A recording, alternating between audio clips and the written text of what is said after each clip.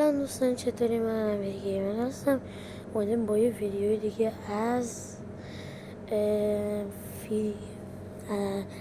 فری فایر اومدم براتون تنظیمات هدشات رو نشون بدم.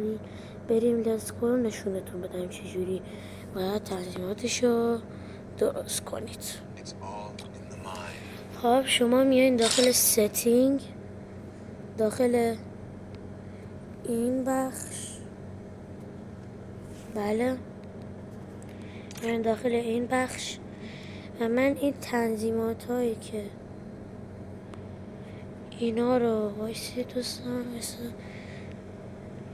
ببخشید، اینا رو که من گذاشتم، کل اینا رو مثلا این 96 80 100 و 198 و 98 آره این تنظیمات هدشاته.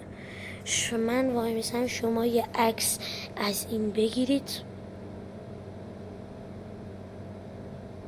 خب وقتی که عکس گرفتید میایید ستینگ پایین و هرچی اینجاست، ببخشید نگاه کنید دوستان، یه دقیقه ببخشید این اشتباه شد. خب هرچی که اینجاست رو الان من میذارم یه عکس بگیرید، همشون رو آف کنید، اینم بذارین روی این، روی اینجاست، شما بذارین روی این. اگرم روی این بود کاری نداشته باشیم. من میذارم یه عکس بگیرید. خب وقتی که عکس گرفتید میایین بیرون،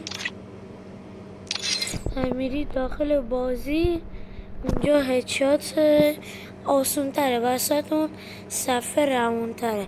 الان من کات کنم بیام. ها دوستان، وقتی شما که اومدین داخل فری فایر داخل بازی میبینید که من الان کلاش باید تو دستتون باشه و باید میبینید وایسید الان بیا دیدید با اینجوری میتونید هدشات مشتی بزنید روی این داشمون.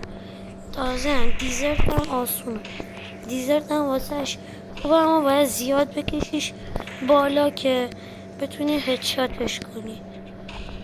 آره اینا دیدی؟ و زیاد این چیزا رو بکشی بالا که تیر میزنه اون هدشات میشه. اصلا تنظیمات هدشات اصلا مثل چیته واسه من، نمیدونم چرا مثل چیته. آره من دارم نوبسگی در میریم، نوبسگی اینجوری میکنیم. من علکی زدم، الان من یه هدشات نگاه کنید باید زیاد بکشی بالا.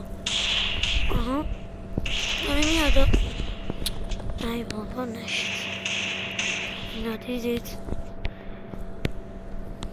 خب دوستان عزیز، امیدوارم از این ویدیو خوشتون اومده باشه. تا یه ویدیو دیگه پیس اوت.